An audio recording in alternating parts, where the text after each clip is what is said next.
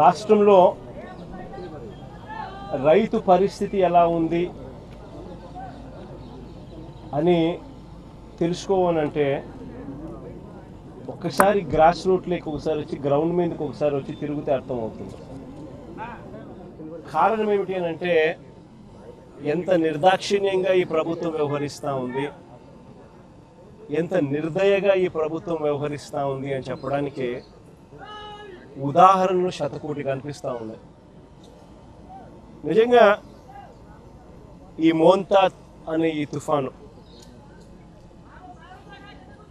దాదాపుగా 25 జిల్లాలపై ఈ తుఫాను ప్రభావం పడింది. గోదావరి నుంచి గోదావరి పై నుంచి శ్రీకాకుళం దాకా దాని ఇంపాక్ట్, ఇటువైపున చూస్తే కర్నూలు దాకా కూడా ఈ మోంతా తుఫాన్ ఇంపాక్ట్ కనిపించింది. దాదాపుగా ఈ 25 జిల్లాలలో రాష్ట్ర వ్యాప్తంగా దాదాపుగా 15 లక్షల ఎకరాలలో పంట నష్టం జరిగింది. నిజంగా ఎప్పుడు ఊహించని విధంగా ఈ తుఫాను వల్ల పంటలు నష్టపోయిన పరిస్థితులు చోటు చేసుకున్న పరిస్థితులు ఇవి.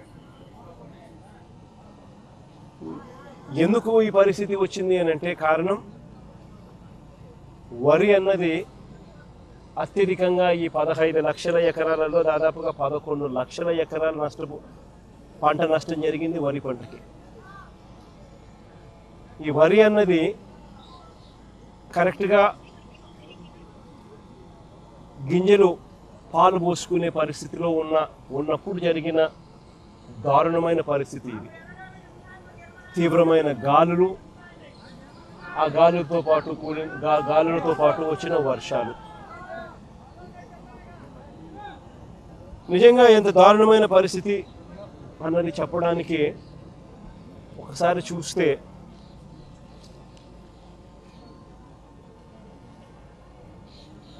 పత్తి, మొక్కజొన్న, అరటి, బొప్పాయి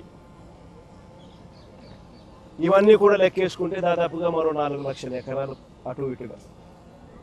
ఒక వరి దాదాపుగా 11 లక్షల ఎకరాలు.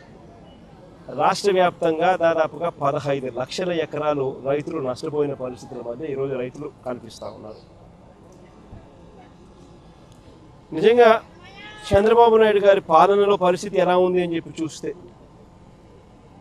ఈ 18 నెలలు చంద్రబాబు నాయుడు గారు పరిపాలన చేసిన ఈ 18 నెలల్లో దాదాపుగా 16 సార్లు అది సైక్లోన్స్ కానివ్వచ్చు, డిప్రెషన్ కానివ్వచ్చు, కరువు కానివ్వచ్చు, లేదా అల్పపీడనాలు, లేదా అకాల వర్షాలు, ఇలా ఏ సందర్భం అయితేనేమి దాదాపుగా 16 సార్లు రైతులు ఇబ్బంది పడిన పరిస్థితులు ఈ 18 నెలల కాలంలో చంద్రబాబు నాయుడు హయాంలో జరిగాయి.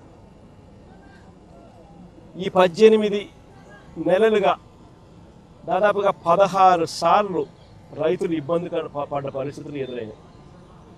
నేను అక్కడే అడుగుతా ఉన్నా, ఈ 18 నెలలుగా కనీసం ఏ రైతుకైనా ఒక్కసారైనా ఇన్పుట్ సబ్సిడీ అన్నా ఇచ్చారా అని అడుగుతా ఉన్నా.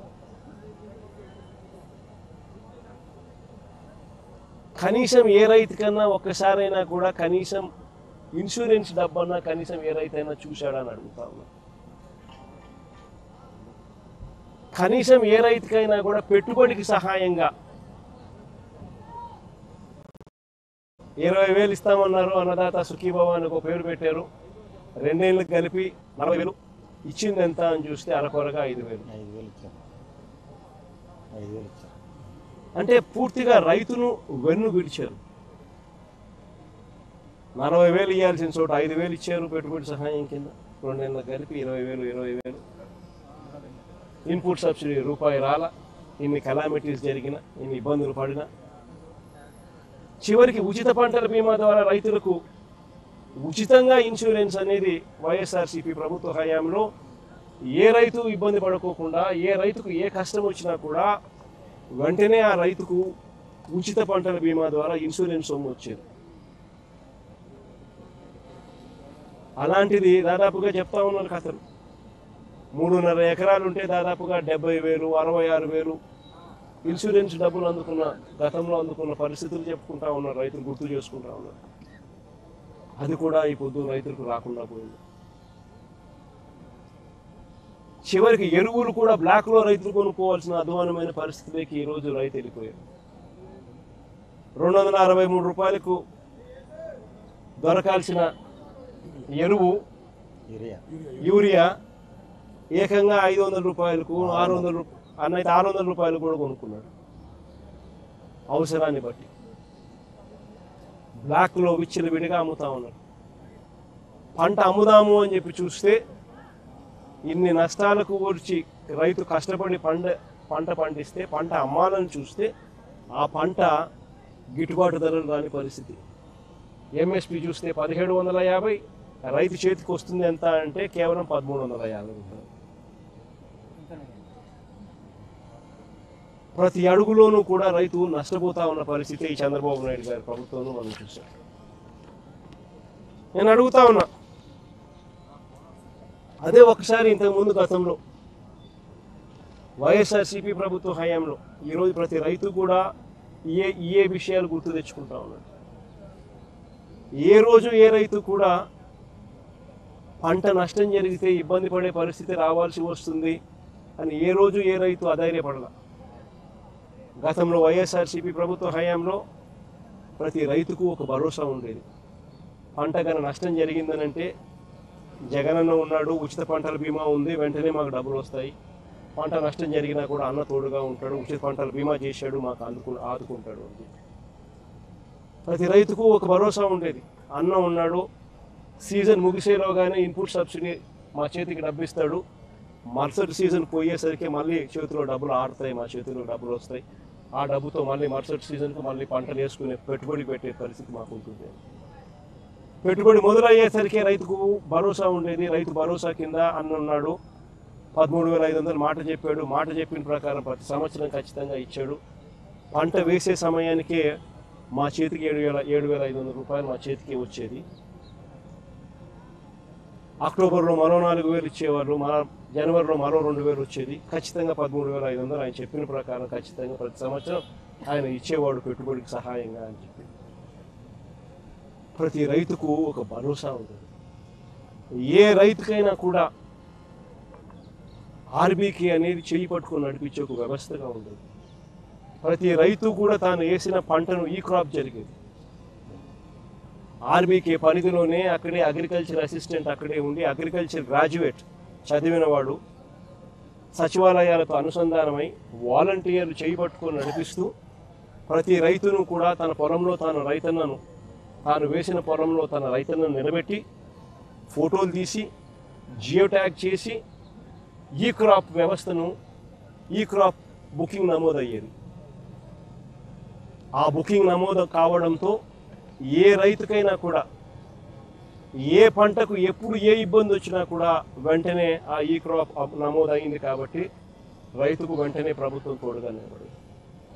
ఆ ఆర్బీకే పరిధిలో ఏ రైతుకన్నా కూడా గిట్టుబాటు ధర రాని పరిస్థితి ఉన్నప్పుడు ఆ ఆర్బీకేలోనే పంటలు ఈ రేట్లకు కొనుగోలు చేస్తాము, ఈ రేటు కన్నా తక్కువ పడిపోతే ప్రభుత్వం ఇంటర్వ్యూన్ అవుతుంది, వెంటనే రైతుకు తోడుగా నిలబడుతుంది అని ఒక భరోసా ఇస్తూ ఒక మార్కెట్లో ఒక మినిమం రేట్లు, గిట్టుబాటు రేట్లు, ఎంఎస్పీ మినిమం రేట్లు, ఆర్బీకే రేట్లు పెట్టుండేవాళ్ళు గత వైఎస్ఆర్సీపీ ప్రభుత్వంలో.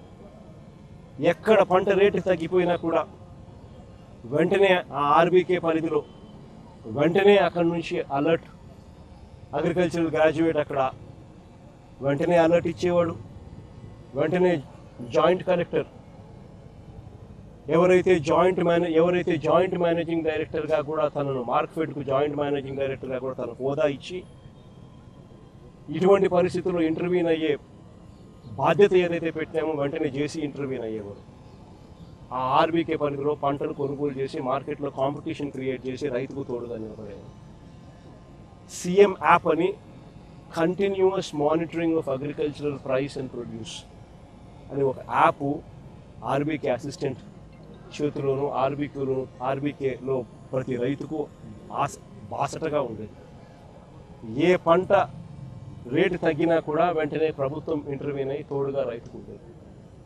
ఇవన్నీ గతంలో దాదాపుగా 7,800 కోట్ల రూపాయలు ఖర్చు చేసిన వైఎస్ఆర్సీపీ ప్రభుత్వ హయాంలో 7,800 కోట్ల రూపాయలు ఖర్చు చేసి రైతులకు ఏ పంటకైనా కూడా గిట్టుబాటు ధర రాని పరిస్థితి ఉంటే వెంటనే పంటలు కొనుగోలు చేసేదానికోసం ఆ 5 సంవత్సరాలలో వైఎస్ఆర్సీపీ ప్రభుత్వం 3,000 కోట్ల రూపాయలతో ధరల స్థిరీకరణ నిధి కేటాయించి ఏకంగా 5 సంవత్సరాలలో 7,800 కోట్లు ఖర్చు చేసి రైతుకు ప్రతి పంటకు భరోసాగా కొనుగోలు చేసే కార్యక్రమం జరిగింది.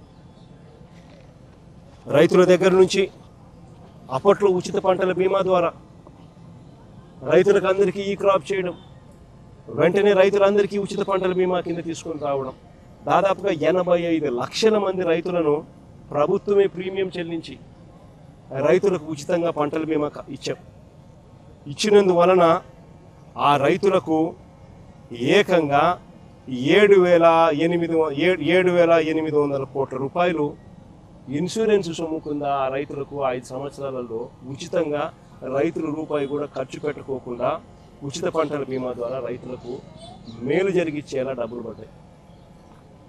ఈరోజు చంద్రబాబు నాయుడు గారి ప్రభుత్వంలో ఎంతమంది తెలుసా రైతులు నమోదు చేసుకున్నారు ఇన్సూరెన్సు? కేవలం 19 లక్షల మంది రైతులు మాత్రమే.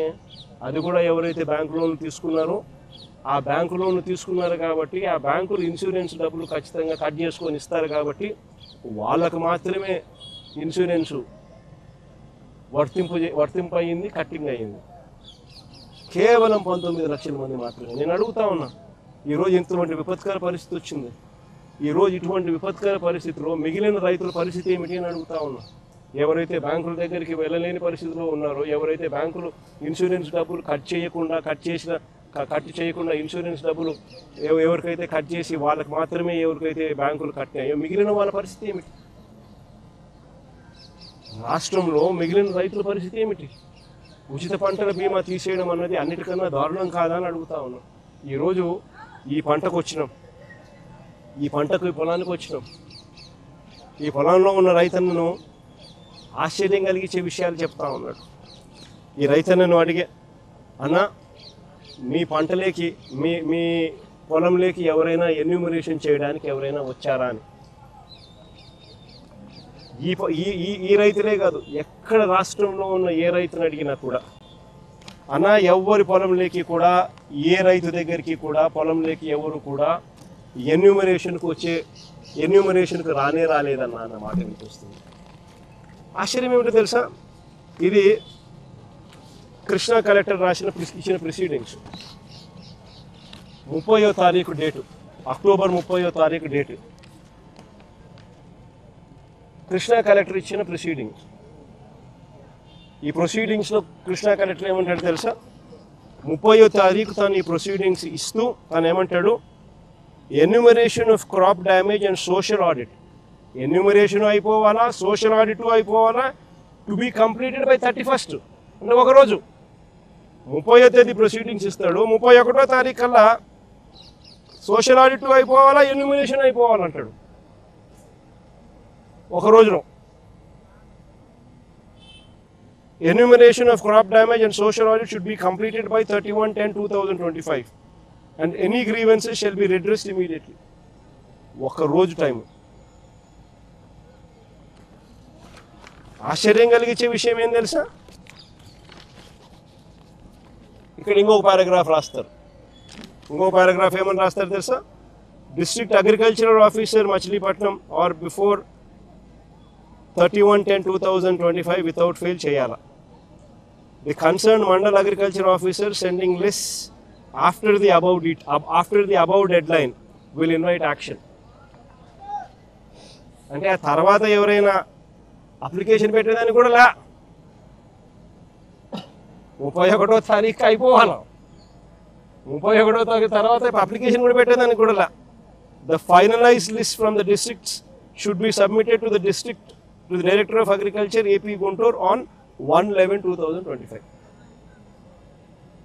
అంటే ఎంత నిర్దాక్షిణ్యంగా వీళ్ళు ఎవరు కూడా వీళ్ళ టైం ఇచ్చింది ఒక రోజు.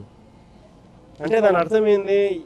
ఎన్యూమరేషన్ అనేది ఎవరు కూడా పంట పొలాలకు వచ్చి చేసే కార్యక్రమం జరగదు.